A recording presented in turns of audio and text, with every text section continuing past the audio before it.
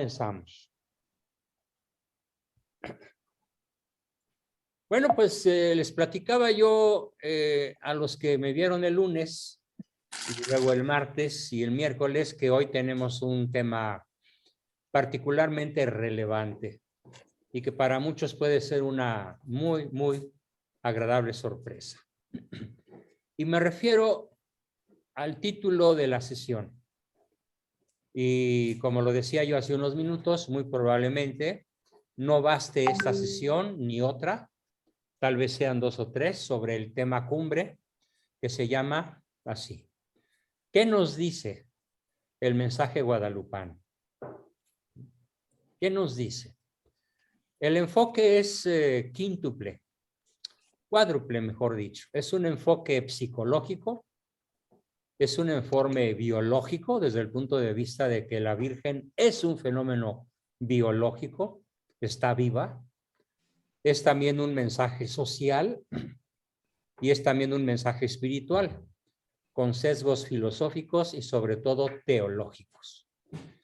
Y bueno, muchos, no lo dudo, tienen un buen conocimiento acerca de las apariciones de Nuestra Señora de Guadalupe, pero espero lograr sorprender a la mayoría y tal vez a la totalidad del grupo, explicando un enfoque muy curioso, muy novedoso, que es ¿qué nos dice el mensaje guadalupano durante casi 500 años? ¿Qué nos quiere decir? Para lo cual, la introducción al tema es un análisis histórico del entorno en el cual ella comienza a estar entre nosotros. Fíjense que no digo que ella apareció, como apareció Fátima, como apareció Lourdes, como apareció Garabandal o Aikito en Japón. No. La expresión correcta es cuando ella comenzó a quedarse entre nosotros. Entonces no se trata de una aparición, se trata de una permanencia, de una, digamos, de aparición, pero permanente. Es decir, no aparece y desaparece, como en todas las demás. Non fecit taliter omni nazioni. Y no hizo cosa igual en ninguna otra nación. Apareció y ya no se fue. Allí se quedó. Para lo cual vale la pena comenzar por el contexto histórico, al cual he dedicado un buen análisis durante toda la semana que estuve preparando esta sesión. Corre el año de 1531, lleno de terribles afrentas contra la Iglesia Católica. En ese año, aciago, Lutero ha ganado gran aceptación en lo que hoy es Alemania, en donde se forma la llamada Liga de Simalcalda, tal cual, Simalcalda. En esta liga, meses más tarde, se plasma la posición de Lutero como monstruosa cabeza de una inmensa rebelión contra la Iglesia, apoyada por los príncipes de la región, de toda la región centroeuropea, tirándole un poco al norte, contra la Iglesia y apoyada por los príncipes de la región germana, de lo que ahora es Alemania y Austria y una parte de Francia, que en aquella época tenía en posesión el Sacro Imperio Romano Germánico. Y mientras esto sucede en la isla de Inglaterra, el rey, posiblemente uno de los más nefastos gobernantes que la tierra haya visto en su azarosa historia, el rey Enrique VIII, arrastrado por pasiones brutalmente desordenadas, ha repudiado a su esposa legítima, Catalina de Aragón, y se une en secreto a una cortesana, literalmente a una, ahora diríamos de manera despreciativa, a una mariposilla, a una mujer de cascos ligeros, que dicho sea en honor a un dicho español, una mujer ligera es una carga pesada. Bueno, pues esta mujer de nombre Ana Bolena fue aquella mujer por la cual el rey Enrique VIII encontró la manera de matar a su legítima esposa, bueno, después de divorciarse, y de rejuntarse con Ana Bolena.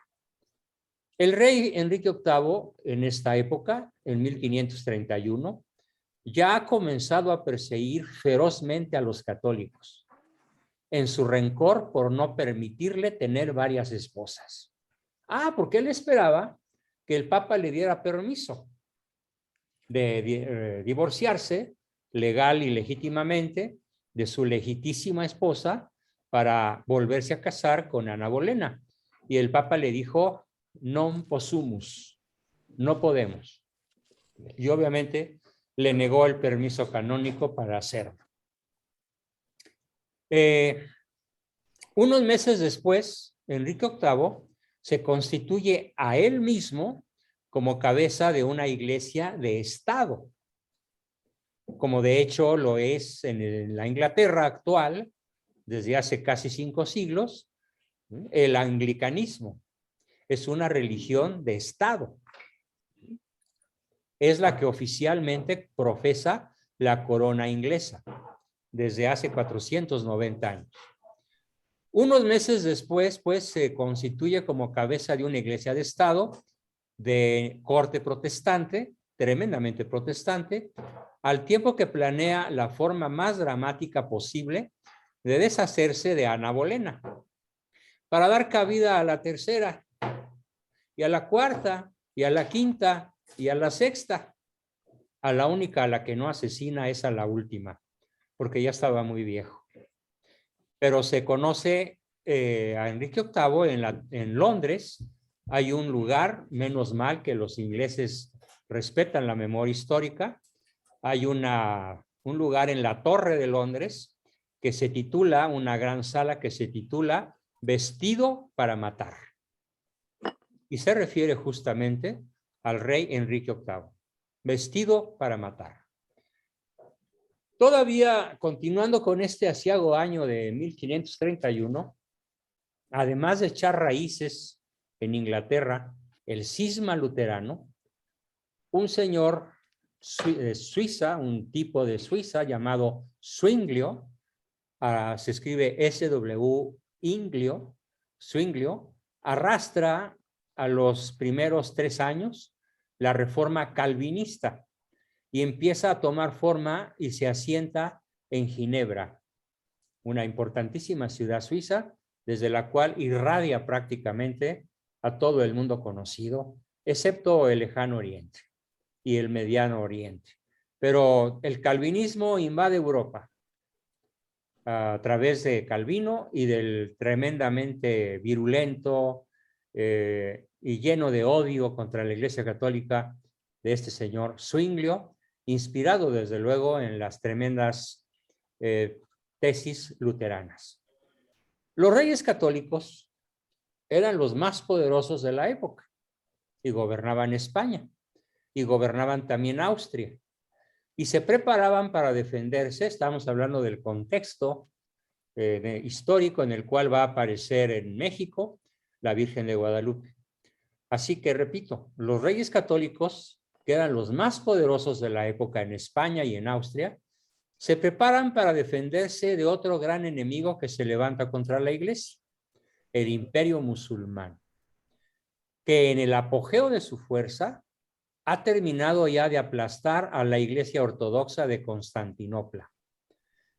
Este aplastamiento comienza muchos años antes, casi 90 años antes, en el año 1452, que es cuando Constantinopla, la capital oriental del Imperio Romano, cae en poder del turco hasta la fecha. Y bueno, finalmente, como ya lo he explicado en sesiones pasadas, por fortuna, la Liga de las Naciones, allá por 1570 y tantos, logra el triunfo en la batalla de Lepanto, pero en esta época, 40 años antes, el imperio musulmán había cobrado el apogeo de su fuerza y había terminado ya de aplastar a la iglesia ortodoxa de Constantinopla. ¿Y qué creen?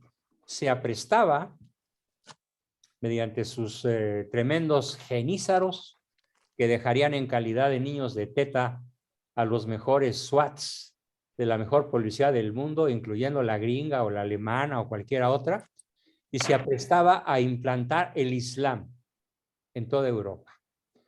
Dicho sea de paso, ahora el Islam no se está implantando por la fuerza de las armas.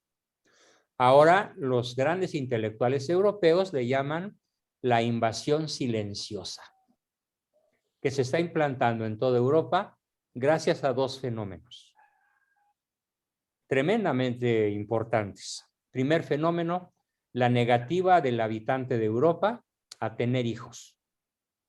A pesar de que el mismísimo Papa Francisco ya tiene cada año diciendo al mundo europeo que la voluntad de no tener hijos es tremendamente importante, narcisista, impensable, inaceptable, absurda y egoísta. De todas maneras, el habitante de Europa ex católico y neopagano tiene 0.9 hijos por mujer, mientras que cada familia musulmana alcanza 5.8 hijos por pareja. Imagínense una Europa totalmente islamizada en no más de 30 años, cuando los que están naciendo ahorita sean adultos. Y los que ahorita son adultos de 30, pues estén en la plenitud de su fuerza y sean mayoría por encima de los cristianos de toda Europa, incluyendo Inglaterra, Alemania, Francia, España, Italia, prácticamente con excepción de Polonia y de Hungría, que gracias a Dios no los dejan pasar. Pero bueno, volviendo a la época aquella a la que estamos describiendo como contexto para entender mejor la aparición de la Virgen de Guadalupe, Austria y Hungría entran en guerra con el heredero del profeta, Mahoma, y las huestes del más poderoso monarca árabe de la historia. Se llamaba Solimán el Magnífico y ya pisaba suelos europeos en Grecia. Solimán el Magnífico invadió Grecia, Yugoslavia, Bulgaria, Hungría y alcanzó a estar a las puertas de Viena y de la mismísima Venecia. Y desde ahí se aprestaba para invadir Roma, la capital espiritual y geográfica de Occidente, del occidente europeo. Venecia y Viena eran los caminos obligados para llegar a Roma y al corazón de Europa. El sultán se preparaba también la flota más grande jamás vista en los océanos, que nunca había surcado ningún mar, para aplastar a los católicos o infieles, como hasta la fecha los maometanos nos siguen llamando a los cristianos, a los católicos. Nosotros somos los infieles. Y bueno, en cierta forma los islámicos tienen razón, porque ahora el mundo católico, perdón que lo diga con toda claridad, se manifiesta muchísimo más por su infidelidad práctica a la palabra de Cristo que por llevar a la práctica la palabra de Cristo. Así que a 500 años de distancia, Solimán el Magnífico en cierta forma tenía razón. Dicha flota, la flota que preparaba el Solimán el Magnífico, dio una tremenda batalla, una formidable batalla contra los católicos en el Golfo de Lepanto. Y por fortuna fue absolutamente derrotada, como ya lo he platicado con mucho detalle en sesiones pasadas, por una flota inferior en número, tanto en barcos como en marineros y en soldados. Y bueno, continuando con nuestro contexto, en los Países Bajos, en lo que ahora es Bélgica y Holanda, así se llamaban entonces, Le Pays Bas, los Países Bajos, se aprestaban muchos príncipes, mujeriegos, mundanos, paganos de corazón, aunque bautizados en el catolicismo, a unirse con los príncipes sajones protestantes, atraídos por el jugoso negocio de despojar a los católicos y a la iglesia de sus bienes. Y aprovechando que las tropas leales se van a defender al oriente, Europa se queda desprotegida. Mientras los católicos luchan contra los turcos, contra los islámicos y los árabes, pues se dejan desprotegidas las naciones católicas y los príncipes europeos protestantes invaden más de media Europa y la vuelven protestante. Es un momento tremendamente trágico. Simultáneamente, las cárceles de Londres, gracias a Enrique VIII, se llenan de católicos que serán ejecutados por su fidelidad a la verdadera Iglesia de Cristo. Al mismo tiempo que los seguidores del rey Enrique también hacen negocios con los bienes de los arrestados y ejecutados. En esa época se da el nacimiento, la vida, el desarrollo, y el éxito y el martirio del santo que todos los políticos deberían venerar. Me refiero a Sir Thomas More, conocido en castellano como Santo Tomás Moro, cuya vida como ministro de la Iglesia y primer ministro del rey Enrique VIII, ahora sí que un señor de dos mundos, como lo define Arthur Miller, un gran dramaturgo norteamericano, en su formidable obra de teatro, Un señor de dos mundos, se dedicó, Sir Thomas More, a salvar católicos de la Torre de Londres. Hasta que lo pesca Enrique VIII y pues le corta la cabeza. Es curiosa la expresión que tiene Sir Thomas More. Esto es una pequeña digresión del tema, pero vale la pena contarla. ¿Qué es lo que dice Sir Thomas More cuando va camino al cadalso? Le pide su capa a uno de los guardias porque tirita de frío. Y el guardia le dice, ¿para qué quieres que yo te arrope con mi capa si en 2 minutos te van a cortar la cabeza? Y muerto de la risa, Sir Thomas More contesta, lo que pasa, señor verdugo, es que de un resfriado no me quiero morir. Lo cuento para que vean el formidable temple de ese extraordinario personaje que se enfrentó con una valentía formidable a Enrique VIII. Y bueno, continuando con el desarrollo de nuestro tema de cuál es el contexto histórico en el que va a aparecer la Virgen de Guadalupe, en un lejano país recién descubierto, otra situación ocupa el mismo momento histórico. La España católica ha descubierto un nuevo continente, muchas veces mayor que Europa. Sí, lo descubierto por Colón, lo conquistado por Cortés y por otros heroicos conquistadores de América del Sur, es muchas veces mayor que toda Europa junta.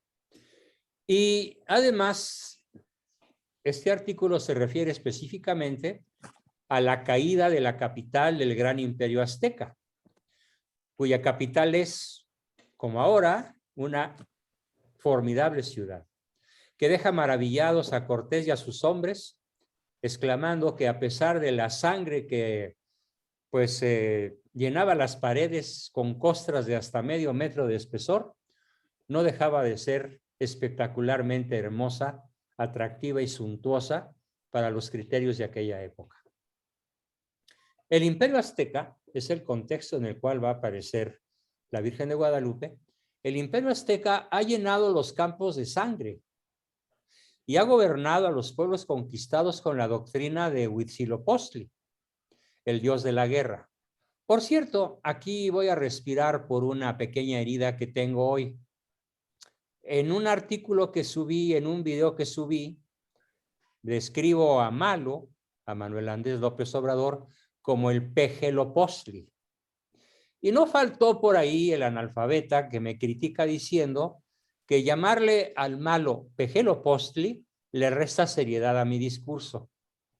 Y yo sostengo exactamente lo contrario. Pejelopostli, porque él se autonombra el peje desde que era un chamaco, y Huitzilopochtli merece que lo llamemos así por su absolutamente clara determinación por sostener a todos los abortistas de este país, con pleno derecho a matar.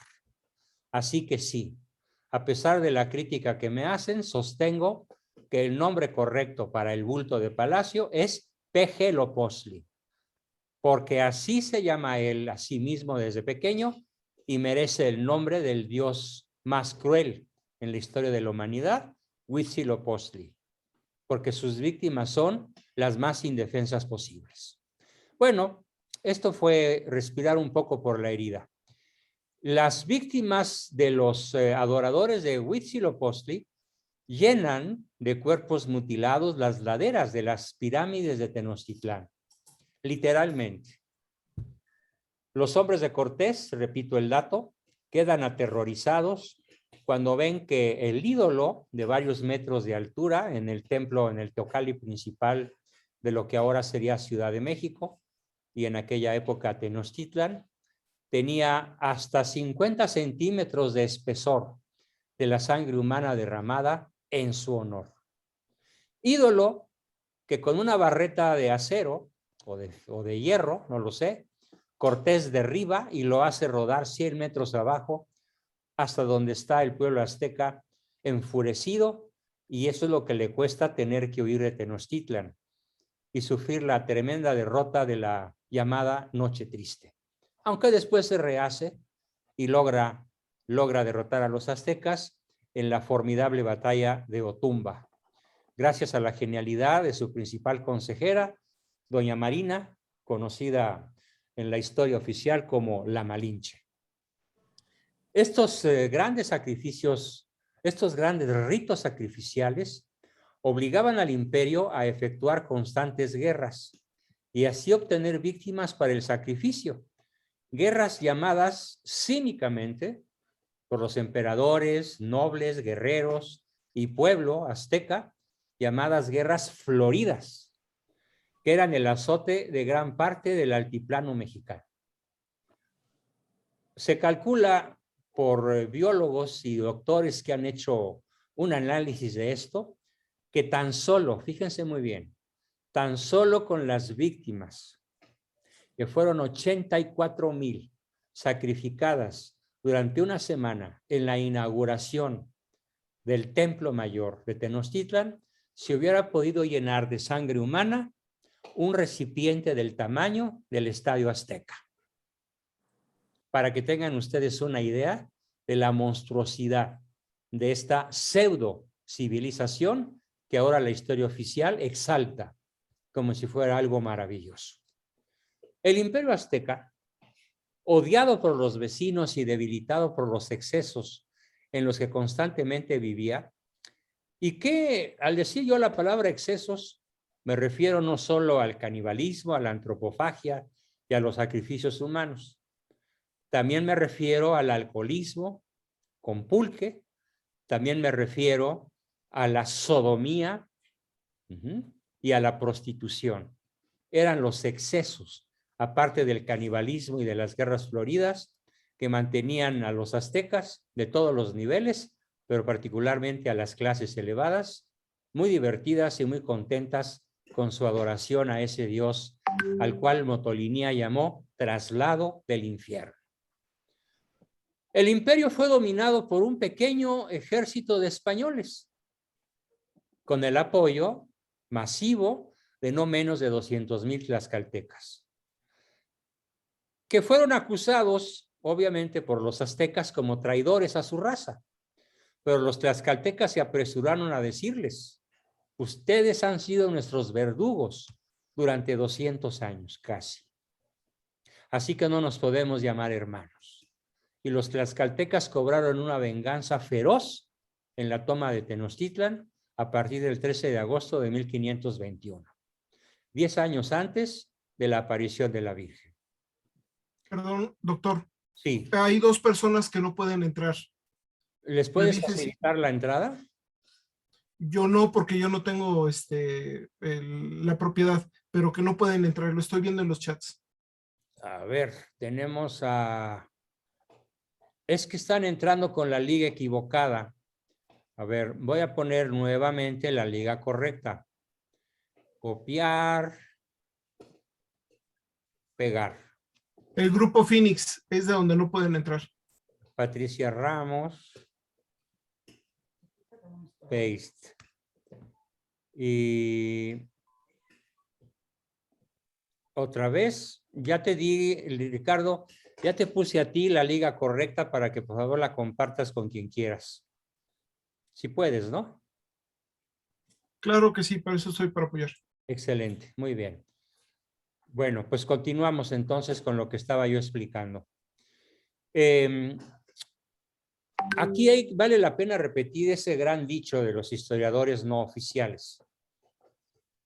La conquista no la hicieron los españoles, la hicieron los indígenas, particularmente los tlaxcaltecas y no menos de 100 tribus más, incluyendo a los tarascos y a los habitantes de toda Mesoamérica que se aliaron en torno a Cortés para derribar al tirano. Yo espero que de alguna manera la historia se repita y en pocos años estemos contemplando la derrota de alguien mucho peor que el Imperio Azteca y se llama Morena. Ya lo vimos ayer, algo en muchísimo peor.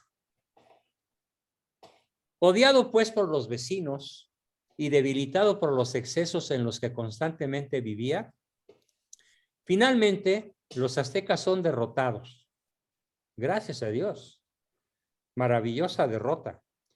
Y finalmente, tlaxcaltecas y españoles, o españoles guiando a los tlaxcaltecas, conquistan la gran ciudad de Tenochtitlan, ahora Ciudad de México.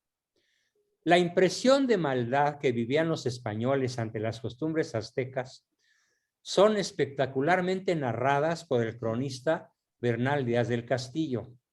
Recomiendo, por favor, que bajen a su computadora la verdadera historia de la conquista de la Nueva España y sobre todo lean los párrafos en donde Bernal Díaz del Castillo, con una pluma de primerísimo nivel, digna del mismísimo Cervantes, nos explica cómo era la realidad del Imperio Azteca, ahora exaltado a las alturas del Olimpo por los pseudoescritores del narcosistema que nos rige desde 1910. Bernal Díaz del Castillo, soldado de Cortés y luego confirmadas sus tesis por historiadores y arqueólogos, provocó que los españoles derribaran los templos y las pirámides. No podía ser de otra manera. No fue un genocidio. Como lo dice el maestro don José Vasconcelos, fue un acto libertario. Por esa razón, el principal libro de Vasconcelos se llama así: Hernán Cortés, libertador del indio. Libertador en lo físico, en lo social, en lo biológico y desde luego en lo espiritual. Libertador porque cesaron los grandes banquetes antropofágicos en los cuerpos de los jóvenes, niños, mujeres y guerreros adversarios que eran sacrificados por la feroz tribu azteca al dios de la guerra, Pejelopostli. Algunos miembros de la tribu náhuatl, de donde salió el imperio azteca, tenían filiación con otros dioses, especialmente con Ometeotl y la diosa Tonantzin, dioses que no predicaban los excesos de los aztecas. Ambos eran dioses relacionados con el bien y con la vida, y muchos indígenas de la región, no aztecas, olmecas, cholultecas, toltecas, zempoaltecas y otros tecas que vivían alrededor de las tribus aztecas, de la tribu azteca, y que eran carne de cañón para los sacrificios humanos y los banquetes caníbales, tenían una particular veneración por Ometeotl y por la diosa Tonantzin, que eran figuras del bien y de la vida, radicalmente opuestas al dios Huitzilopochtli, que era el dios de la muerte y de la guerra. Y fíjense, continuando con el análisis del contexto, con el trabajo de catequesis empezada por Hernán Cortés, por el padre Olmedo y por casi todos los soldados españoles, porque cada uno de ellos fue un evangelizador. Por eso mi padre escribe su formidable libro, La espada y la cruz de la evangelización, no de la conquista, de la evangelización. El primer gran evangelizador fue Hernán Cortés. porque el primer acto que hizo al pisar tierra mexicana, fue celebrar una misa. Y el segundo acto fue bautizar a las indígenas 20 que le regalaron los indios de la región para contentarse con el conquistador, con el evangelizador. Una de las cuales fue doña Marina, que sería prácticamente la estratega victoriosa que guiaría a Cortés durante toda su campaña hasta la caída de Tenochtitlan. Y después, durante todavía algunos años, hasta que él la casó en legítimo matrimonio cristiano con uno de sus oficiales.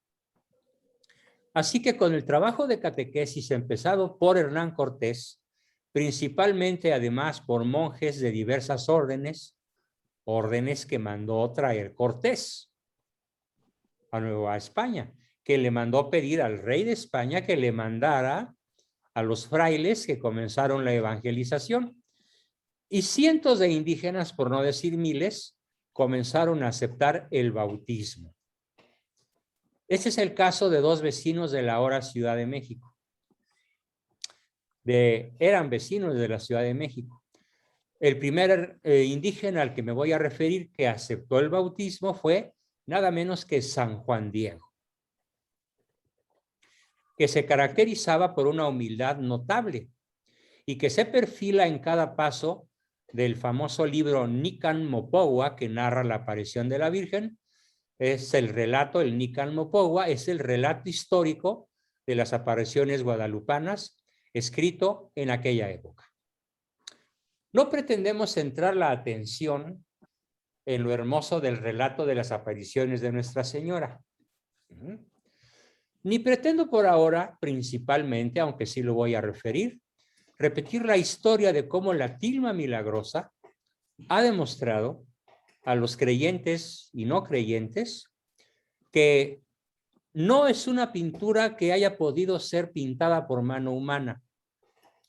Muchos han querido demostrar su falsedad y que creen, incluyendo a sacerdotes y frailes españoles del siglo XVI, que estaban horriblemente celosos por la competencia que les representaba una imagen de la Virgen.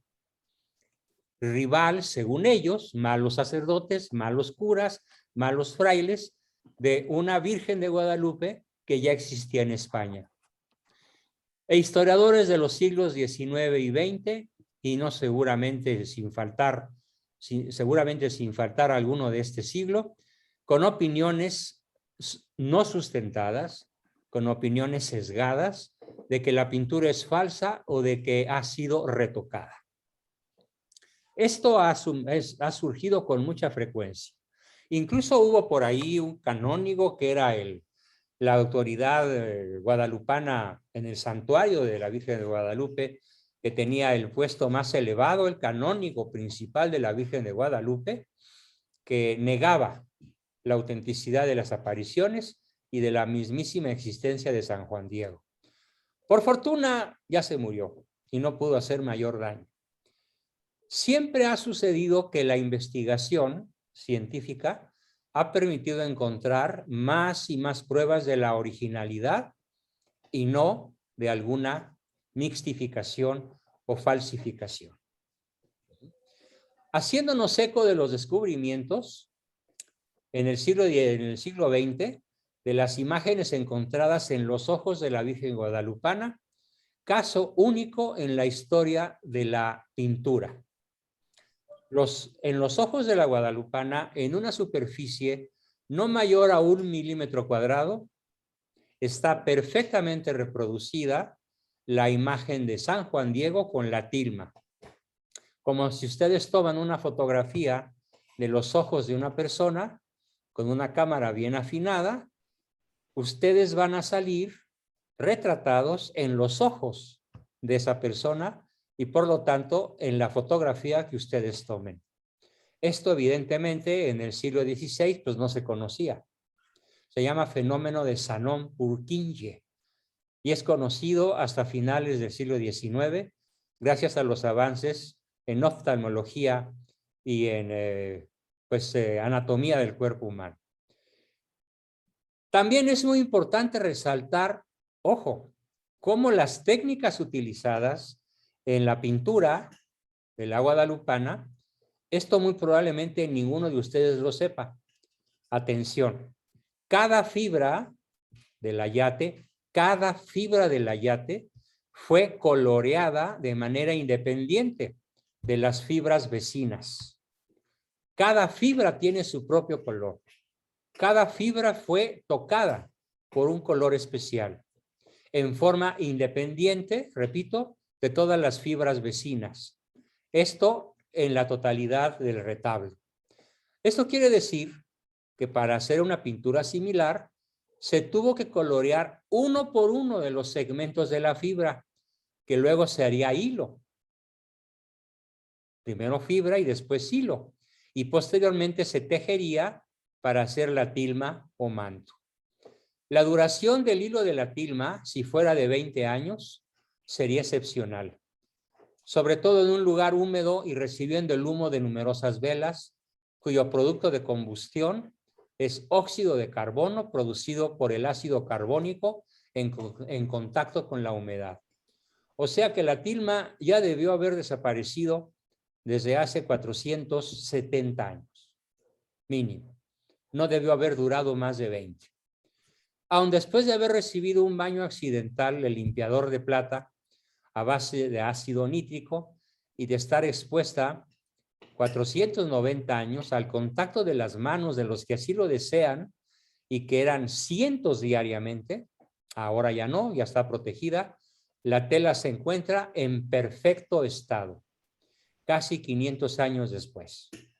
Para los mexicanos que hemos estado en constante contacto con este tipo de tejido tan popular aún en nuestros días, sabemos por experiencia que es de muy corta duración porque se pudre muy fácilmente.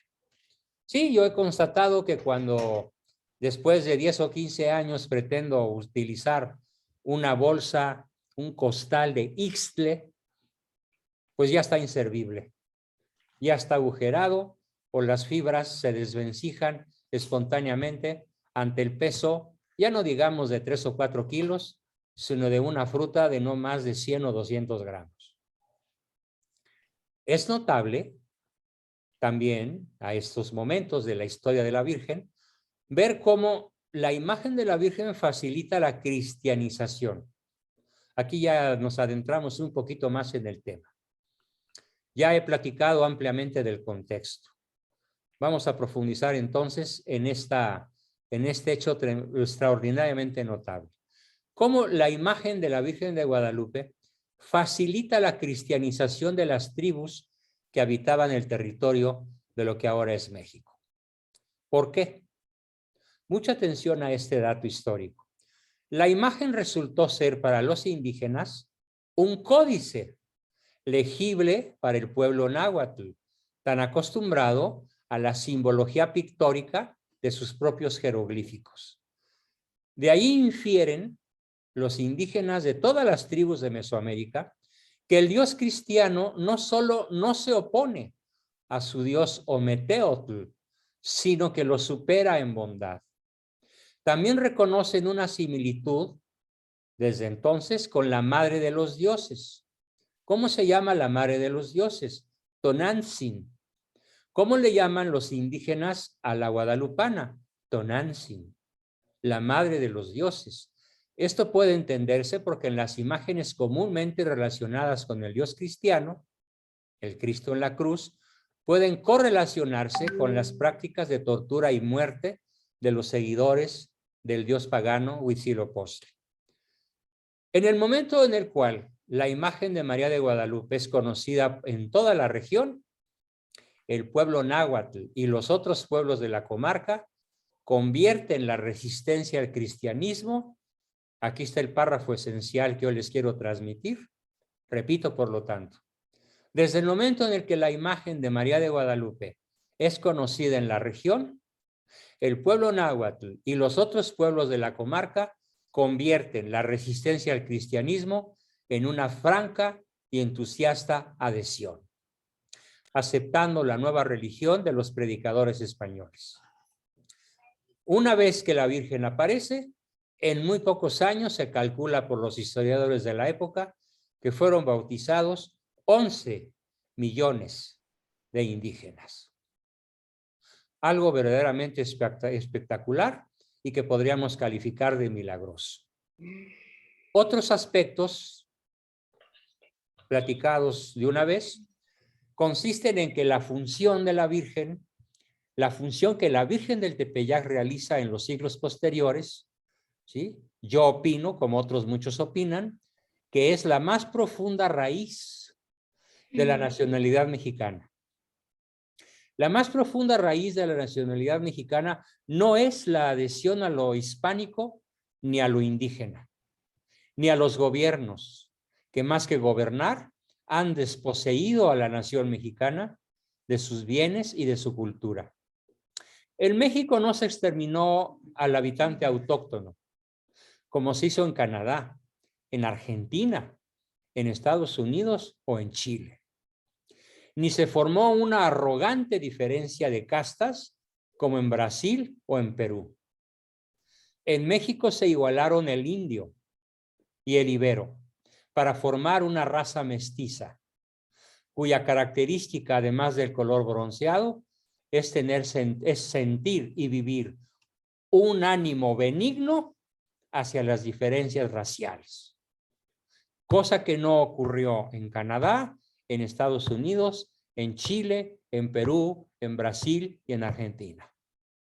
Cuando menos en media América Latina, considerando la extensión territorial, sobre todo de Brasil, que solito él suma lo que 10 o 15 naciones sudamericanas, sobre todo de las más pequeñas. Así que comentando esto, a mí me parece que tenemos que considerar que la imagen de la Virgen de Guadalupe, bueno, más bien la presencia de la Virgen de Guadalupe es una manifestación de Dios similar a la que hizo Dios con los judíos a través del Arca de la Alianza. A los judíos les da el arca, que les produce una sensación de confirmación, de ser el pueblo escogido para defender el monoteísmo contra la proliferación de los ídolos. Pero a México le da algo mucho mejor que el arca de la alianza. A México le tiene reservada otra misión. El mensaje guadalupano es más universal, más independiente, más profundo, más milagroso que el arca de la alianza. Porque es un hecho el que María se apareció y se quedó en México. Y es ahí donde la veneración a la guadalupana es más intensa que en ninguna otra parte del planeta. Hemos pensado, lo dicen varios presbíteros especialistas en el tema, yo me sumo a hemos pensado, que las promesas que alguna vez Dios hizo a Abraham de darle una descendencia orgánica, es decir, por réplica del cromosoma de sus células, se cumple plenamente en Guadalupe. Es obvio que Dios tenía en mente una participación de la naturaleza divina, como la gracia de la fe, más que de leyes meramente orgánicas, tal que las leyes genéticas como base u origen divino de una nación cercana con él. Dicho de otra manera, es más maravilloso, más grandioso el milagro guadalupano para México que el Arca de la Alianza con el pueblo de Israel. Es más universal. Y podríamos decir que el Arca de la Alianza se localiza y se queda en los ámbitos de lo que ahora es Israel. Pero la guadalupana tiene culto hasta en la mismísima China comunista, no digamos en el lejano oriente con Japón y Corea, y desde luego como emperatriz de todas las Américas. Es pues muchísimo más universal la Virgen de Guadalupe que el Arca de la Alianza. No deja de ser una tesis singularmente atrevida, pero cuando la leí, la estudié y la vi varias veces, me convenció de modo absoluto. Por esa razón, así como Abraham puede ser llamado el padre del pueblo de la fe de Israel, La madre del Tepeyac puede ser llamada no solo reina de México, sino reina de todos los hombres que llevan en sí algún signo que los asemeje o los acerque a Dios, tal como la fe acercó a Abraham y a su descendencia al nivel divino. ¿Cuál podrá ser? Preguntan los autores que analicé, que estudié y que comparto hoy con ustedes. ¿Cuál podrá ser ese signo?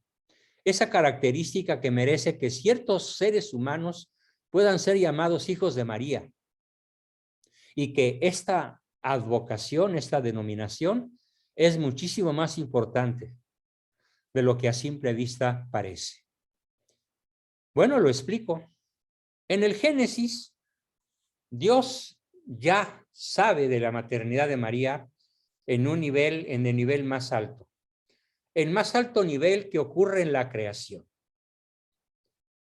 Nada tan elevado como la maternidad de María que va a dar a luz a Cristo. Notemos cómo al principio del relato, al hacer la luz y al hacer la tierra, Dios, al hacer la luz, la tierra, las plantas y los animales, escribe en el Génesis la fórmula. Y dijo Dios, haya y hubo. Hágase y se hizo. En la segunda etapa de la creación, al formar Dios, al ser semejante a Dios, o sea, al hombre, a nosotros, cambia el Génesis los términos y dice, Dios insufla en sus narices y los bendice. Y en el tercer orden de la creación, Dios promete que pisará la cabeza de la serpiente por conducto del linaje de la mujer. De aquí surge la primera pregunta que les quiero plantear. ¿Será Cristo el único fruto santo de María?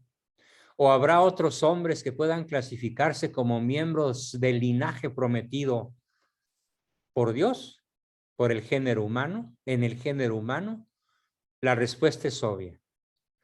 En el momento supremo de la redención, Cristo, colgado de la cruz y a punto de finalizar su martirio, tiene a sus pies a los dos seres creados más amados por él, María su madre y Juan Evangelista, el apóstol amado. De hecho, en muchas partes de la Biblia vemos que ni siquiera se dice Juan, el apóstol amado, solamente se dice el amado, en obvia referencia a San Juan Evangelista. Luego se dirige Jesús al Padre y dice, todo está cumplido, y entrega su espíritu. Pero ¿qué dijo antes? Madre, he ahí a tu hijo, Juan. Juan, he ahí a tu madre, María.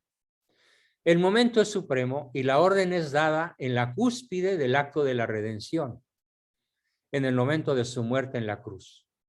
De ahí que pensamos que es un acto de enorme trascendencia que nos hemos ponderado en su total significado con esta exposición.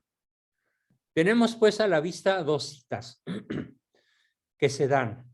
La primera en el momento culminante de la creación y la segunda en el momento culminante de la redención. Y aquí viene lo bueno.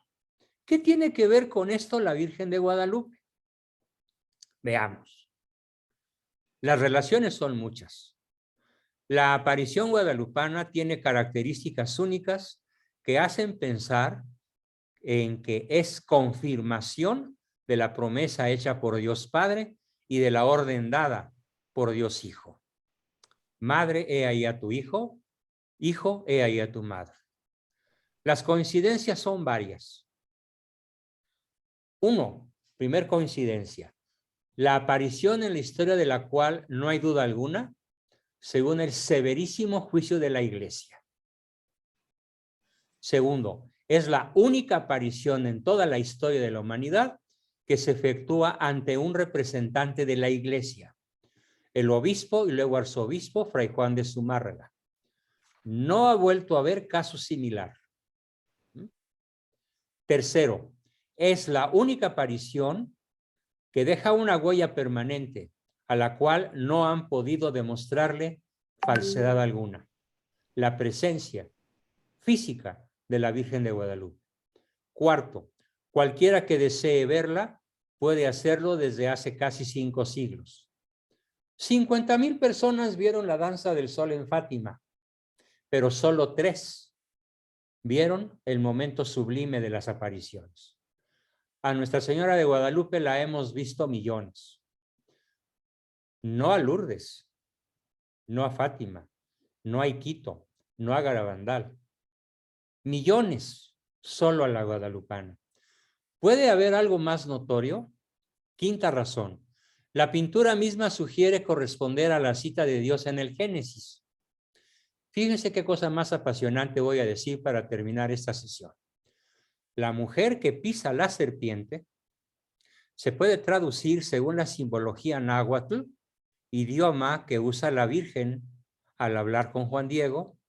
No le habla en latín, no le habla en español, le habla en náhuatl a Juan Diego. En la mujer que pisa la luna negra. ¿De qué color es la luna que está a los pies de la Virgen? Es oscura, es casi negra.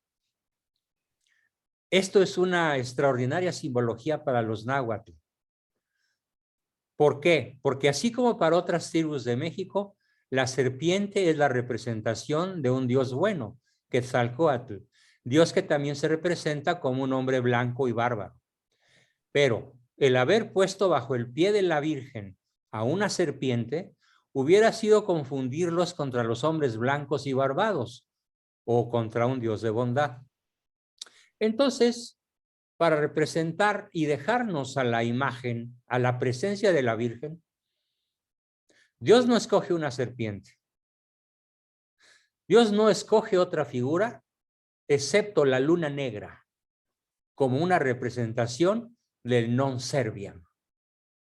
O sea, del no serviré a Dios, expresión del ángel expulsado al infierno, que pasa a ser así la parte de la creación que no refleja la bondad de Dios, que es luz de luz.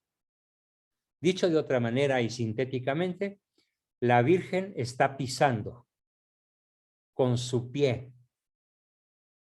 a la maldad, a la representación más perfecta del mal, pero en lenguaje, en simbología náhuatl. Esto tiene un impacto formidable en la aceptación de la imagen de la Virgen, de la presencia de la Virgen, por centenares de miles, por millones de indígenas que a partir de su aparición buscaron y desearon el bautismo. Y por eso México ha sido, aunque está dejando de ser, católico. Como una especie de saña tremenda del infierno para borrar de nuestro corazón, de nuestra inteligencia y de nuestra historia lo que realmente significa ser guadalupano. Aplastar la cabeza de la serpiente, aplastar el mal simbolizado en la luna negra que pisa la Virgen en la tilma. En oposición a la luna negra, ya para terminar, Dios viste a la imagen de María con rayos como el sol, es decir, la mujer buena pisa la maldad, lo que confirma el texto del Génesis. Además de ser María la madre de Cristo Redentor, no hay duda de que es la madre del linaje santo. La duda de que es madre del linaje santo queda totalmente extirpada de nuestro conocimiento. La duda en todo caso sería si otros hombres además de Jesús son miembros junto con él del linaje prometido. Bien, y terminamos con las más maravillosas palabras que la Virgen le dijo a Juan Diego y que de alguna manera nos toca a todos nosotros apropiárnoslas, sobre todo en los momentos de aflicción, en los momentos en los que el dolor que nos atenacea físicamente, moralmente, espiritualmente, psicológicamente, no tiene respuestas. Y me refiero justamente al mensaje hablado a la Virgen por Juan Diego. ¿Acaso no estoy yo aquí que soy tu madre? Quedémonos con eso. En confirmación a la orden recibida de su Hijo Jesús al pie de la cruz, en el momento mismo de la muerte del Redentor. Y bien, pues hasta aquí llegamos con la exposición de hoy. Falta bastante más del tema, pero en aras de la calidad y de podernos ya concentrar en sus preguntas, aportaciones, dudas, etcétera, decretamos que la sesión llega hasta aquí y la continuamos de hoy en 8. Para dar paso a continuación, como siempre, a sus preguntas, comentarios, aportaciones, dudas, etcétera. ¿Quién quiere comenzar? Adelante, por favor. Qué gusto me da que se hayan reunido 76 personas. Bravo. Buenas noches, doctor. Buenas noches, José Habla Pablo. José Pablo. Sí, te estoy escuchando. Oiga, yo pienso que al estar escuchándolo, que alguien, por no decir que la Iglesia Católica Mexicana debería de hacer una especie de avanzada de ataque, hablando y especificando todas las cosas grandes que el pueblo de México ha recibido desde hace tantos años, desde 1531, con la aparición de la Virgen de Guadalupe. 1521. 21, perdón, para que revertir toda esta situación que existe de maldad. Pues sí, pero no lo hacen. El miedo no anda en burros. Es una lástima que mi iglesia duerme.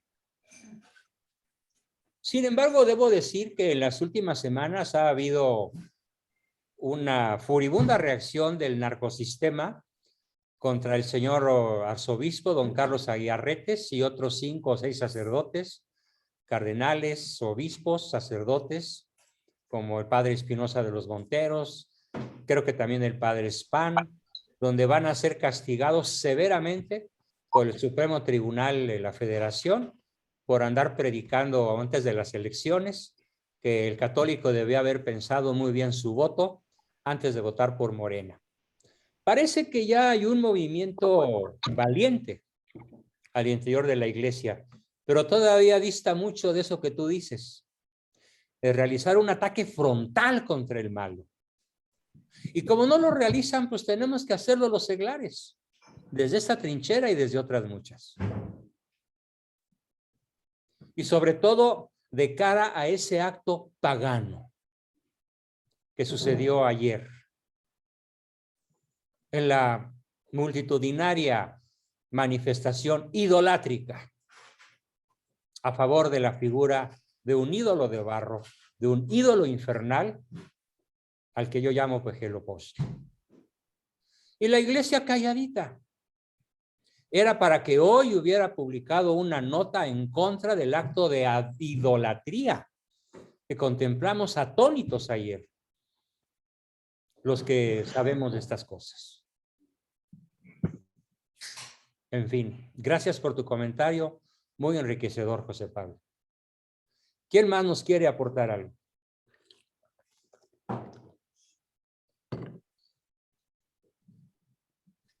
Adelante, o se quedaron atónitos. Porque creo que muchas de las cosas que dije difícilmente las habían pensado. A ver, adelante, Juan Manuel. Profesor. A ver, primero Oliva y después Juan Manuel. Sí, gracias. Profesor, un escritor, Elizondo, no me acuerdo el nombre, pero su apellido es Elizondo. Él tiene unos libros del mestizaje, inculturalización. Inculturación. Perfecto, sí. Este libro está muy bueno. Yo lo estudié en una de mis materias en la universidad y me gustaba la manera de que hablaba este señor Elizondo. ¿Perdón? Sí, Elizondo. Ajá. Entonces, como él iba describiendo cómo la Virgen de Guadalupe se inculturiza, se mete dentro de todo el ambiente, ¿verdad? Pero Esos además rayos. de símbolos indígenas, como lo Es- expliqué en esta exposición.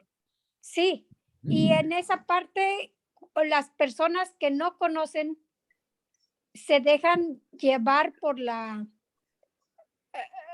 por otras corrientes, pues, vaya, que no van al caso. Ujú. Y Bien, otra cosa, pues gracias por la también, recomendación. Voy a buscar ese autor que confieso no lo conozco. ok, otra cosa que en un tiempo, no sé si fue en el 90, en el 2000, allí se dieron en la catedral en la basílica, que se estuvieron tomando fotos, las réplicas, y se mandaron a diferentes países, ciudades, porque se cree que en un futuro, no sabemos cuándo, pudiera irse la Virgen de Guadalupe de México. No, eso ni te preocupes, no se va a ir. Ah, bueno. Eso no, eso es una fantasía de los catastrofistas a los que siempre he combatido en todos mis videos. Ajá. Sería un acto inconsecuente con su amor materno. Pero Una madre no eso, abandona a sus hijos. Y eso sale aplica- de ahí de la basílica No, no eso se sale va a de ir, ahí. a ver, no se va a ir. Una madre no abandona a sus hijos. Cuando peor se portan es cuando más los ama, porque es cuando Sí. más la necesitamos. Ujú. ¿No? Así que eso es una fantasía. No digo nombres, ya sé de dónde viene, ya sé quién lo ha dicho, pero estoy absolutamente contrario a esa barbaridad que no deja de ser una fantasía paranoide. Tranquilos todos. La Virgen va a permanecer con nosotros hasta el triunfo. Por lo que yo sí creo, lo que yo sí creo es que la nueva evangelización del planeta surgirá de México. Ujú. No, yo no creo en esa historia. Ah, pues qué bueno. Entonces ni la menciones. Ok. Gracias, Oliva. Y tenemos la manita levantada de varios, pero aquí al primero que vi se llama Abraham Montealbán. Adelante, Abraham. Ah, no, pero antes estaba Juan Manuel, por favor, me estoy brincando a Juan Manuel. Adelante, Juan Manuel. Sí. Buenas noches. Hola. Así como a Cristo, también a la Virgen de Guadalupe, la masonería le está quitando créditos. A ver, Juan Manuel, una sugerencia. Habla con más claridad. Pronuncia cada palabra con fuerza para poderte entender, porque algunas te las comes y no te entiendo. Listo. Adelante. Que así como a Cristo, la masonería ha tratado de quitarles méritos diciendo que por decir la tilma es pintada, que no existe y que fue hecha nada más para manipulación. Bueno, sabemos nosotros que no es cierto, pero ¿cómo podemos argumentarlo con hechos, con textos? Pues repasa el video, ya dije muchas cosas. A ver, cada fibra fue, escúchame, Juan Manuel, cada fibra fue pintada individualmente. Después hecha hilo, después hecha tilma, y después sobre la tilma aparece la Virgen. Y la tilma debió haberse podrido hace 480 años. Y como este hecho milagroso, durante mi exposición de hoy, narré no menos de 5 o 6. Sin embargo, en la próxima sesión voy a explicar otros muchos hechos milagrosos para poder demostrar que la imagen de la Virgen, la presencia de la Virgen, es un hecho real. Dicho de otra manera, no falten porque la próxima vez viene algo más contundente que lo que hoy he planteado. Sería muy largo lanzarme hoy a desarrollar el tema de, por ejemplo, todos los descubrimientos de la NASA que demuestran la suprema autenticidad de la tilma. De científicos ateos que vinieron a México, la estudiaron y quedó de modo patente que no hay manera de explicarla por mecanismos humanos. Ten paciencia y lo desarrollaré la próxima vez. ¿Ok? Bien, tenemos a Angélica Ocampo, Juan Osorio, Lili Baglietto. A ver, primero las damas. Lili, por favor. Buenas tardes, profesor, Hola. y a todo el grupo. Mire, quería hacer unos comentarios y luego al final comentarle algo, a ver usted qué opina. Sí. Bueno, respecto al Arca de la Alianza, a la Santísima Virgen también se le dice el Arca de la Nueva Alianza. Sí. Exactamente, y hay muchas cosas que coinciden entre el Antiguo Testamento y la Virgen. Esa era una prefiguración. Sí. Yo creo que el señor Leonardo quiere hablar. No, tú sigue, Lili. Ah, ok. Sí, Leonardo por está en favor, quinto si me lugar. dejan. Espérame tantito, Leonardo, ten paciencia. Hay 4 personas antes que tú, pero sí vas Gracias. Continúa, Lili, por favor. Sí, y también quería comentar que de los santuarios marianos del mundo, el más visitado de todos es el de la Virgen de Guadalupe. 20 millones de personas al año aproximadamente lo visitan. Sí, Es una cosa maravillosa, ni duda cabe. ni duda cabe. Y fíjese que una vez tuve yo un altercado con un hermano separado hace años sobre la imagen de la Virgen de Guadalupe. Yo le decía que era una imagen que no se podía decir que era humana, que era algo sobrenatural. Así Dijo, es. no, claro que no, me dijo, le digo, sí. Y le comenté varias cosas, como eso de los ojos. También le dije, la pintura no es ni mineral, ni animal, ni vegetal. No se sabe, se han hecho muchos estudios sobre la imagen. Y me dijo él, ya después de que hablamos un rato, me dijo, lo que pasa que esa imagen fue hecha por Satanás.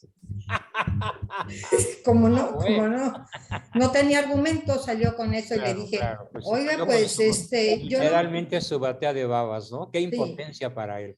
Exacto. Y yo le comenté, bueno, pues entonces se ve que Satanás trabaja contra sí mismo. Y me dijo, ¿cómo? ¿Por qué? Le digo, porque esa imagen ha hecho que muchísimos millones de personas se conviertan, de que se acerquen a la Virgen, de que aumente su devoción, que por medio de la Virgen el Señor ha hecho muchísimos milagros. Le digo, entonces está contra sí mismo. Claro. Y ya el Señor mejor se despidió y se fue.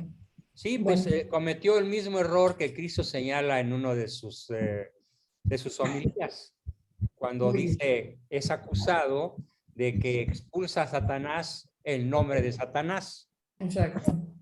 Y bueno, pues ya conocemos todos la respuesta, ¿no? Sí. Pues seguramente este hermano separado, como tú piadosamente le llamas, yo no soy tan piadoso, ¿eh? Prefiero no decir cómo les digo, por respeto al grupo. Pero sí, es que una necedad verdaderamente espectacular. Sí, espectacular. En fin, gracias. Y ya por último le quiero comentar algo para que usted me diga qué piensa o si lo sabe.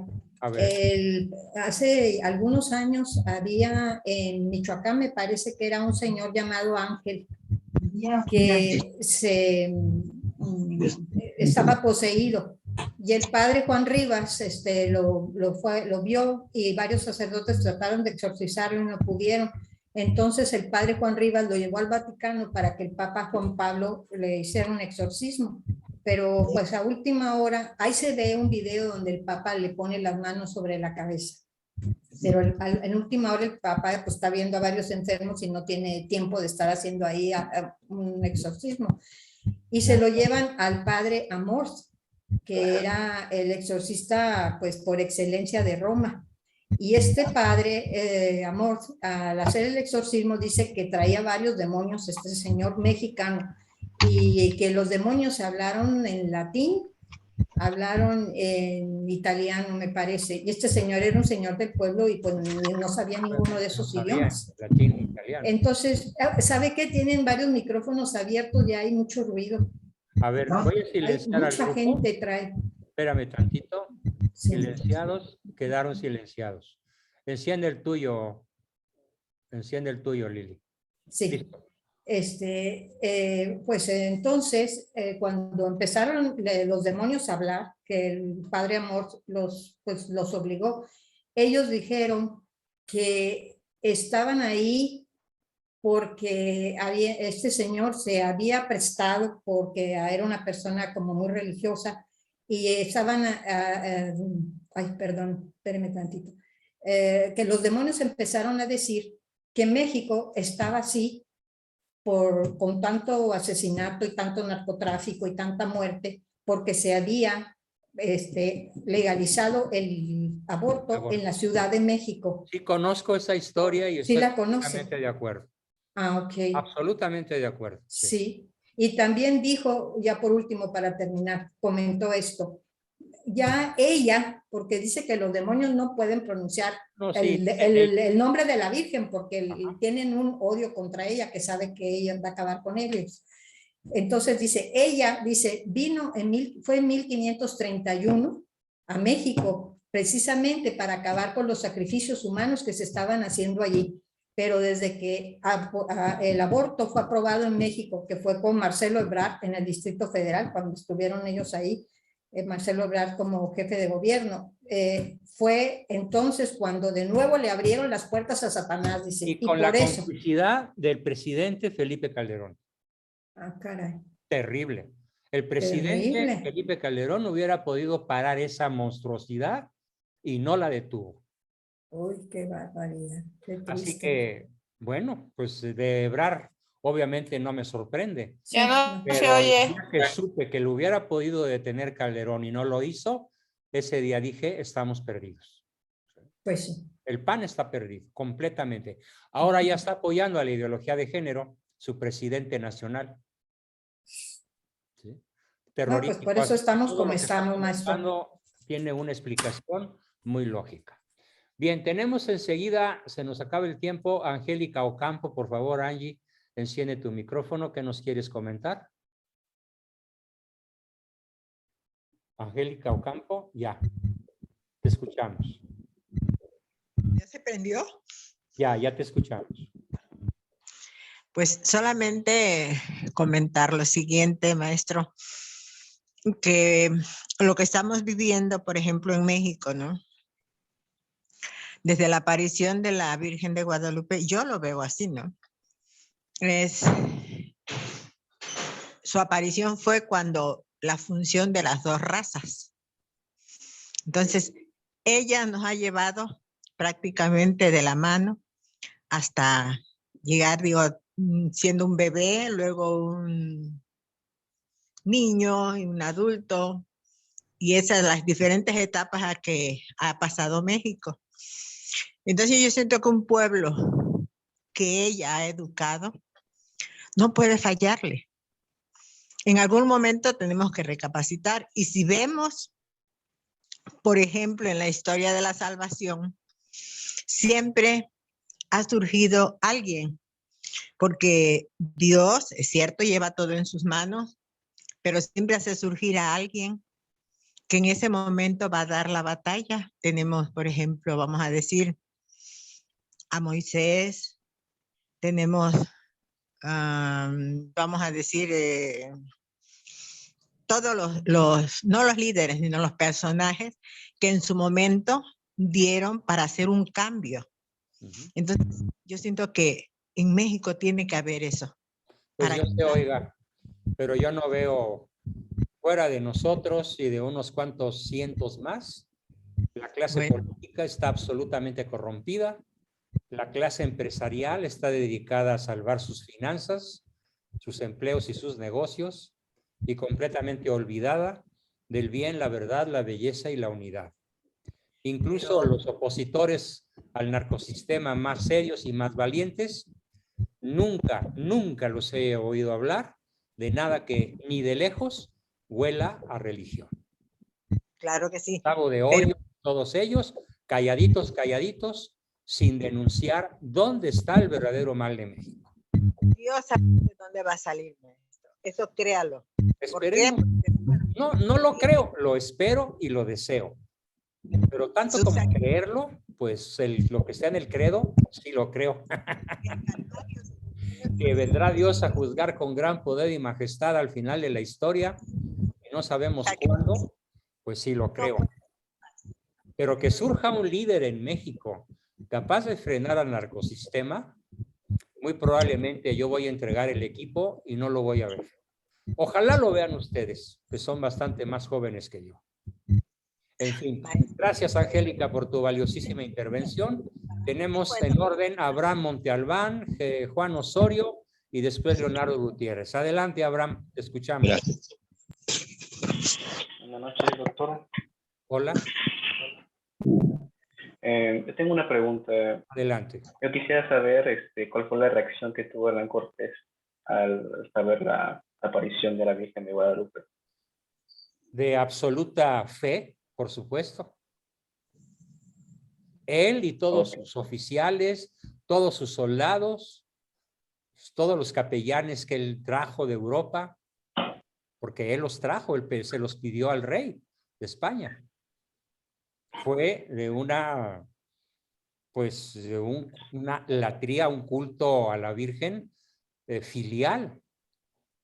¿Sí? No hubo un solo gobernante durante toda la época virreinal que no fuera guadalupano. Esa es la respuesta histórica, correcta, verdadera, en contra de lo que diga la historia oficial, por supuesto. Bien, Abraham. Gracias por tu pregunta. ¿Alguna otra?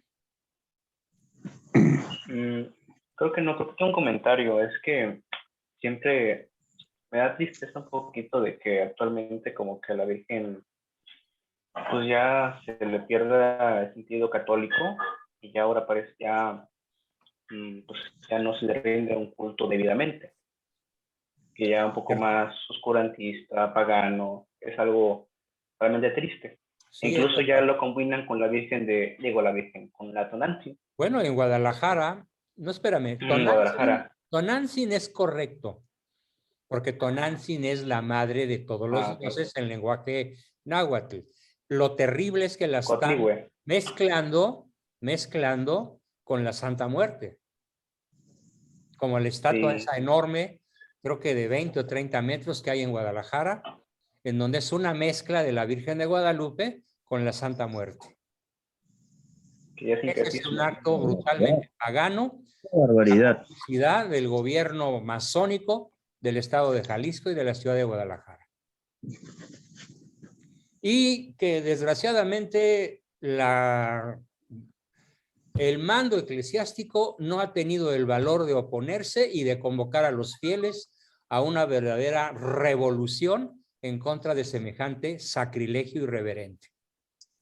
Coincido contigo en esa indignación que expresas. ¿Bien? Sí. Gracias, Abraham, por tu comentario. Tenemos a Juan y luego a Leonardo. Juan Osorio. Hola, ¿qué tal? Buenas noches. Nomás quería comentar que Juan Pablo II nombró a la Virgen de Guadalupe la estrella de evangelización en América, cuando vino acá. Sí. Entonces, por medio de la Virgen de Guadalupe, vamos a seguir evangelizando a todo el mundo. Amén. Así sea. Hagámoslo. Claro. Por eso dediqué diciembre a ese tema que nos queda perfectamente bien en la época que estamos viviendo. De acuerdo. ¿Bien? Gracias, Juan Carlos, por tu rico comentario. Tenemos ahora sí a Leonardo. Adelante, mi querido Leonardo Gutiérrez, que te veo ya muy desesperado por platicarnos. Pues no desesperado, con ganas de compartirles esto que cuéntanos. De forma hace un resumen de todo lo que hemos estado viendo, algunas cosas. Miren, la Virgen de Guadalupe, quería yo mencionar que en algún libro leí que es la Virgen del Apocalipsis por las condiciones que tiene y todo el mensaje que da. Entonces, bueno, lo acabo de decir en la exposición, es la Virgen que aplasta al mal. Exactamente. A la luna negra. Sí. Entonces, bueno, coincide con eso, ¿no? Coincide ahora, plenamente, sí. Y además, pues el Apocalipsis habla de la Virgen rodeada de estrellas, como la guadalupana, que tiene las estrellas en su manto, rodeada de luz, ¿sí? Todos los picos de la Virgen, que son de la imagen original, sí nos habla de una Virgen apocalíptica, completamente coincido. Sí, exactamente. Ahora, la Virgen, esto a lo mejor ya se ha dicho, pero quiero ahorita resaltarlo. La Virgen está presente en la tilma a unas micras de distancia y no se trata Espérame, de no pintura. me eches a perder la materia de la próxima sesión. ¡Ay, qué barbaridad! No, es que es cierto lo que acabas de decir, pero hay que explicarlo a la luz de la ciencia. Ah, claro. Sí. Es un tema que Ahora, voy a desarrollar. En realidad no se trata de una pintura. no, y sus ojos están vivos, como ya lo mencionaste, que se tienen las imágenes de esos Que ella estaba viendo. oftalmólogos, Exacto. ¿verdad?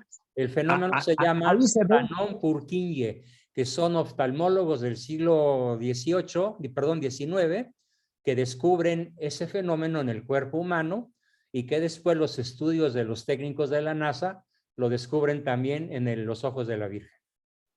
Sí, exactamente. O sea, y unas imágenes invertidas y otras normales. Como De es hecho, en son la 3 vista humana. imágenes. Pero Son 3 esos imágenes. fenómenos son parte de nuestra próxima sesión porque es un tema amplísimo. ¿Sí? Ah, ok.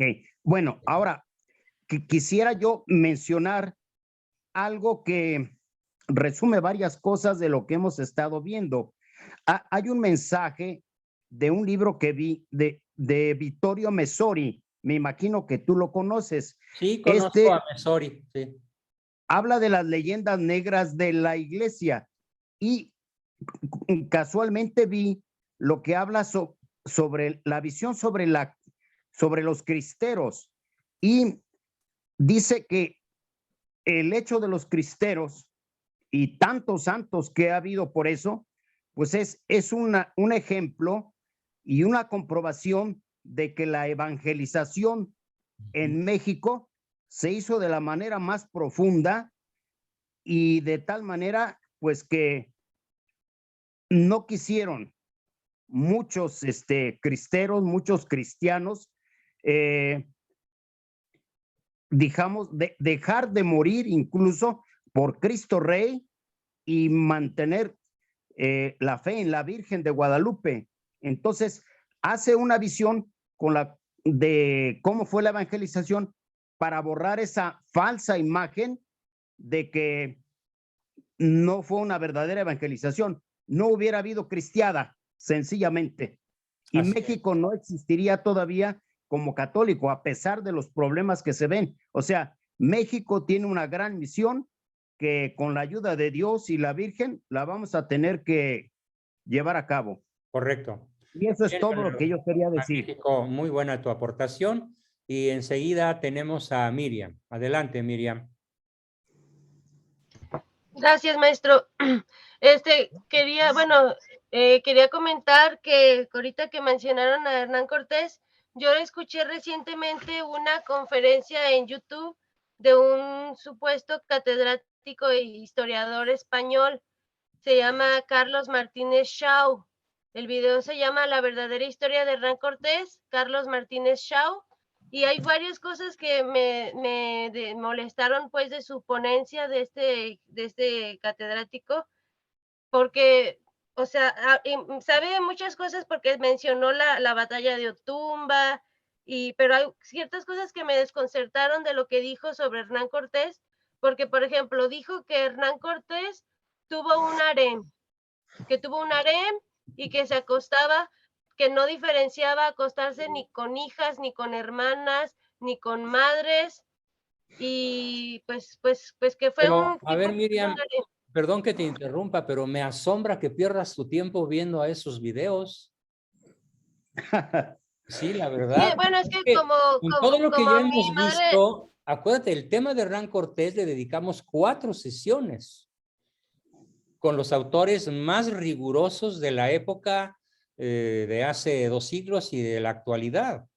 Los autores más serios. Entonces, pues ni te preocupes, tómalo a broma.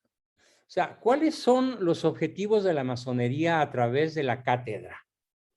Estamos hablando de la UNAM, estamos hablando de la Ibero, estamos hablando de casi todas las universidades mexicanas y extranjeras. ¿Cuál es el significado de uno de los 6 picos de la estrella de David? Dímelo, lo he explicado. pues mantener al pueblo en la ignorancia. No. Tienen prisionero al sistema educativo de todo el planeta en todos los niveles, desde el kinder hasta los posgrados. Es uno de los significados de la sexta punta de la estrella de David. Son dueños de la educación, dueños de los canales de televisión. Junta canales de televisión y radio con el dominio intelectual de los catedráticos de todas las universidades de todo el planeta y tiene la explicación de cómo se atreven a decir cosas que están absolutamente no sustentadas en datos objetivos. Así que ni a calor que te llegue. Ok. No tiene caso que te molestes. O sea, es como si tú te enojaras con un niño que por hacerte enojar en el salón de clase dice que 2 por 2 son 6 para hacerte enojar. Pues simplemente le pones un 0 y lo que sigue, ¿no? Descalifica ese autor, no tiene ninguna autoridad. Es que como es un historiador español y... Por y eso, que es los catedrático, peores historiadores contra México y contra España son españoles. ¿Quiénes fueron los peores enemigos de España? Desde la época de los reyes católicos. Los españoles mismos. Los judaizantes, los moriscos, los judíos encubiertos, los que expulsó la reina Isabel y que después obligaron la intervención de Franco en la Guerra Civil Española y que por fortuna él los derrotó, pero regresaron con singular fuerza a través de la toma de las cátedras de las principales universidades españolas y europeas. Entérate de eso, por favor. Así que no te asombre. Están en su papel de denigrar lo más posible a España y a toda la hispanidad. Ok. ¿Bien? Gracias. Muy bien. Menéndez Pelayo defiende muy bien la postura de la correcta historia en México. Menéndez y Pelayo, ahí se ven que son españoles tremendos que pues no quieren ni a la iglesia, ni a México, ni a nadie. Y son puros masones. Así es. Muy buena tu comentario. Bien, pues nos quedaría espacio para un comentario o pregunta más, si es que tenemos por ahí alguna. Abraham Montalbán estuvo esperando mucho rato. Abraham Montalbán, adelante, Abraham. Ya pregunté. Ah, ¿ya preguntó? Sí, ya participó, sí. Ricardo. Tal vez no lo viste, pero sí ya participó. ¿Alguien más, aparte de Abraham o algún otro por ahí? De hecho, los exorcistas dicen que cuando nombran a la Virgen de Guadalupe, causa un mayor efecto para que expulse a los demonios. Que es muy poderosa para los exorcistas. Por supuesto. Sí, es a la que más deben odiar. ¿Sí? Doctor, perdón. Selene, adelante, Selene. Sí, perdón, doctor. Yo nada más tenía una pregunta. ¿En qué mes terminamos el curso? ¿O nos vamos a seguir el siguiente año? Ah, ¿no se termina? Ah, claro, bueno. No, a ver, ¿cuánto tiempo te vas a tardar en aprender la historia de México? Nunca. No, nunca. Tenemos un programa muy difícil, o sea, muy apretado, por así decirlo, de 5 años, en 10 semestres. Apenas vamos por el segundo semestre. Ok, está Así bien. que para dar y prestar tenemos materia de sobra, porque hay muchos temas que hemos visto y no de manera suficiente. Y el aprendizaje, el buscar siempre la mejor versión de uno mismo, el profundizar, el ampliar. Pues desde que yo conocí, por ejemplo, a personajes como don José Vasconcelos, don Alfonso Trueba, don Alfonso Junco, que son 3 de las estrellas luminarias de la parte intelectual de nuestro país, decían, y ya eran viejos, nunca terminaré de aprender. No me alcanza la vida para aprender todo lo que quiero aprender. Estamos hablando de las grandes luminarias del firmamento intelectual mexicano. ¿Qué nos queda a nosotros? Seguir estudiando toda la vida. Rogamos, pues eso me da mucho más habrá gusto. una sesión en la que me digan, ay, eso ya lo vimos. No, rogamos nada más por su Pues eso salud, me da por su mucho larga más vida, gusto. profesor. Bueno, pues sí, sigan rogando por mi salud, porque sin salud, pues no voy a durar mucho, ¿verdad? Pero yo tengo entre mis planes, cuando menos de aquí a los 100 años. Bueno, gracias. Batalla. También nosotros lo esperamos. Sí. O sea, 21 años más en la pelea, cuando menos. Ay, gloria a Dios, que así sea. Gracias, Oliva. Muy bien. Alicia Lozano, ¿querías decirnos algo o ya platicaste? Buenas noches. Sí, Alicia. Sí, ¿sí me escucha? Sí, te escuchamos. Pero apagaste tu micrófono otra vez. Ya. Ahí está el sonido. Sí. Ajá. Comentar dos cosas. La primera, usted señala que falta en México un caudillo de María Santísima. Y usted puede ser él, doctor. Bueno, pues pretendo serlo, pero pues tengo muchas desventajas. La primera desventaja, decía mi mamá cuando le pedí el gasto a mi papá, triste est ánima mea hasta que la pecunia vea. O sea, mi alma está triste hasta que el dinero baile en mi bolsillo. Y entonces ya mi papá pues le daba el gasto siempre completo, pero lo hacía reír. Yo les digo, triste est ánima mea hasta que la pecunia vea. Quiere decir que para encabezar un movimiento verdaderamente efectivo y eficiente, capaz de mover multitudes en este país, se requieren cientos de millones de euros. Cientos de millones. Porque estamos luchando contra un narcosistema. En México genera 2 billones de dólares al año. Tienen todo el dinero del planeta.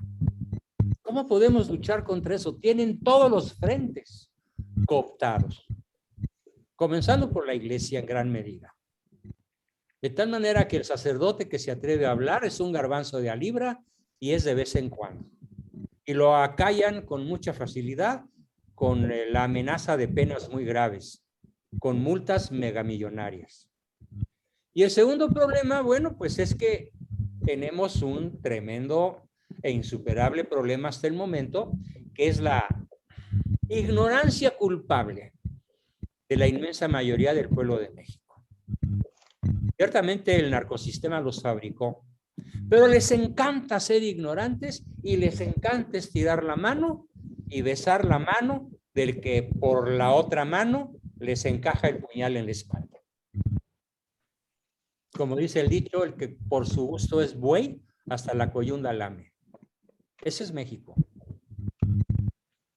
Y el tercer problema, pues es que espero para poder seguir encabezando grupos y despertando conciencias, pues todos los días le pido a Dios que me regrese mi salud, porque el día que logro trabajar 4 o 5 horas seguidas es verdaderamente milagroso.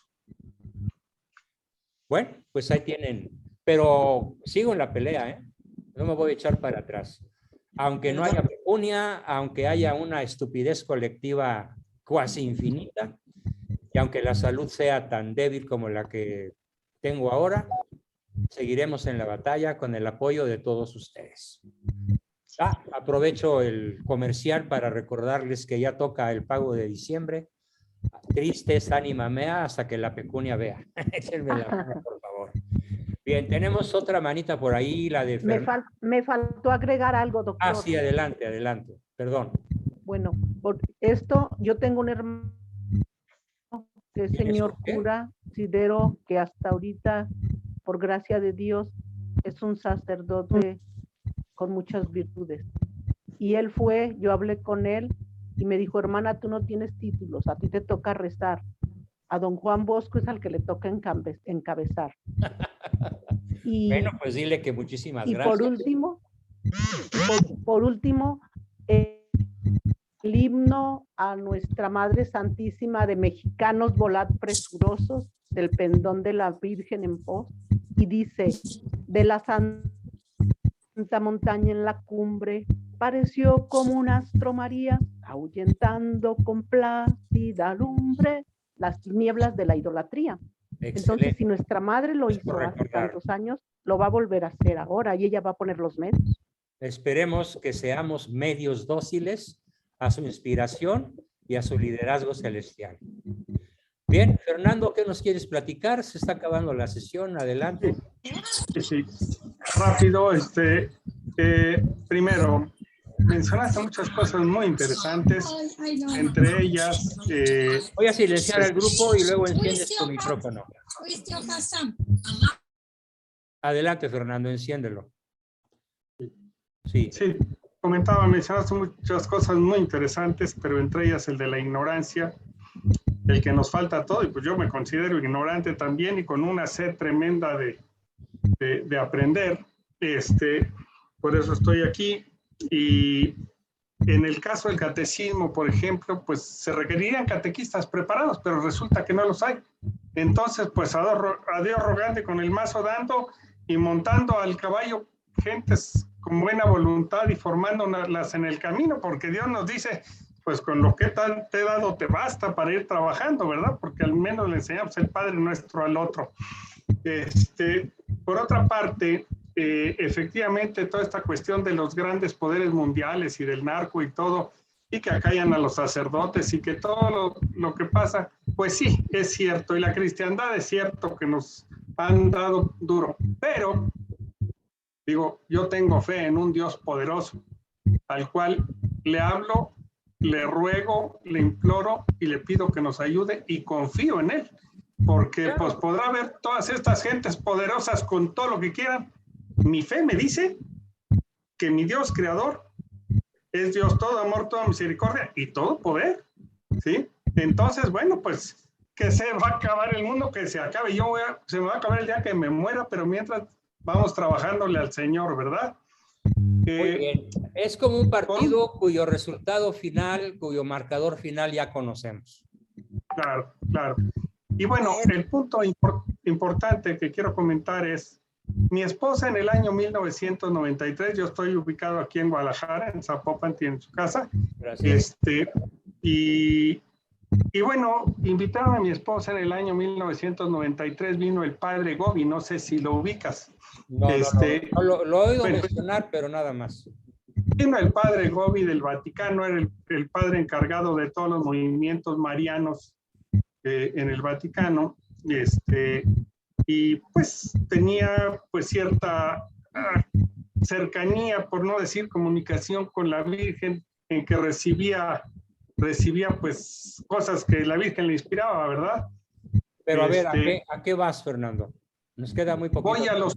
Voy a lo siguiente. Vino e hizo 3 intervenciones muy fuertes, una con los laicos, una con los sacerdotes, con los laicos, con los seglares, otra con los sacerdotes y otra con los seminaristas. A mi esposa le tocó participar en la de los seglares y escuchar al padre Gobi, en donde en aquellos años hacía referencia de que pues la Virgen nos pedía el rosario, nos pedía sacrificio, nos pedía penitencia, nos pedía todas las cosas que ya sabemos y del rosario y todo aquello. Pero que no queríamos hacer caso y no queríamos entender. Y que bueno, pues se venía una cuestión muy fuerte, un aplastamiento total para un resurgimiento. Y así como que yo dije, no, pues no es para tanto, ¿verdad? Y en aquellos años, lo que estamos viviendo ahora es algo tremendo mundialmente y digo, bueno, pues me resuena en los oídos ese tipo de cosas, ¿no? Así es, el padre Gobi tenía razón. Sí, que en aquel entonces, pues insistía el padre Gobi en que nos metiéramos más en la oración, más en la penitencia, más en la espiritualidad, y pues no quisimos hacer caso. El mismo padre Juan Rivas lo menciona en un libro que tiene por ahí, que dice, vamos caminando hacia un abismo y no nos queremos detener, y no es Dios el que nos quiere hacer ningún mal, somos nosotros los que nos queremos caer. Bueno, ¿sí? Muy bien, Fernando, muchas gracias. Y cierra Isaac Villa con algún comentario breve. Maestro, nada más le digo algo. Isaac. ¿Me escucha? Sí, espero, si tiene el comentario, espero. ¿Qué querías decir, Isaac? Es mi pregunta.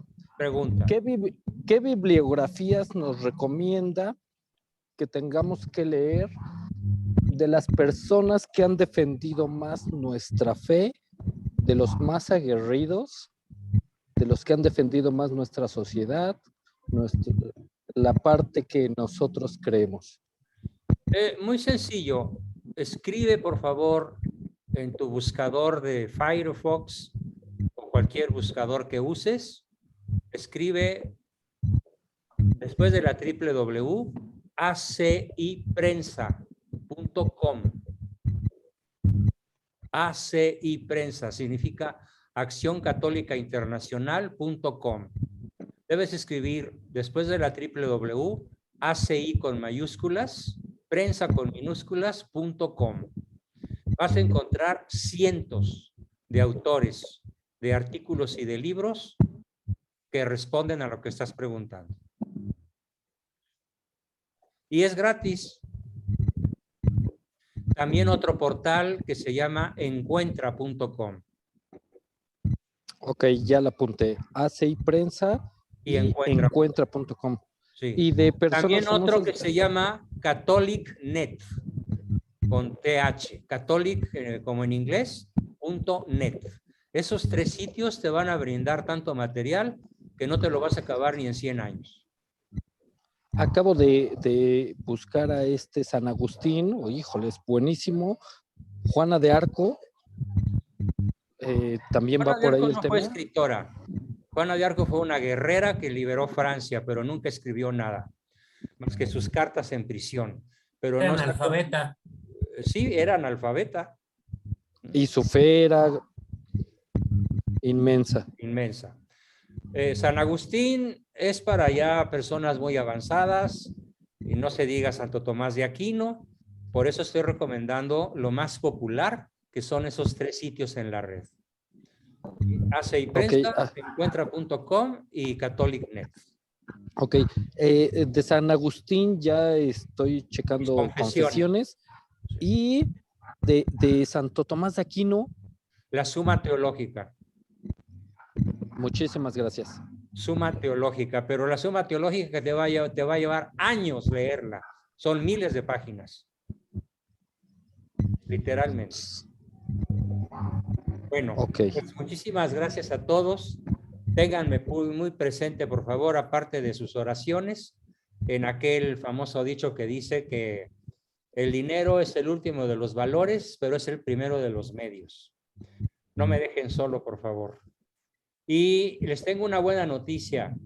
Me voy a referir muy en especial a mi buena amiga Miriam, que por ahí anduvo lanzando preguntas a los compañeros míos de Viva Cristo Rey, que por qué me habían cortado.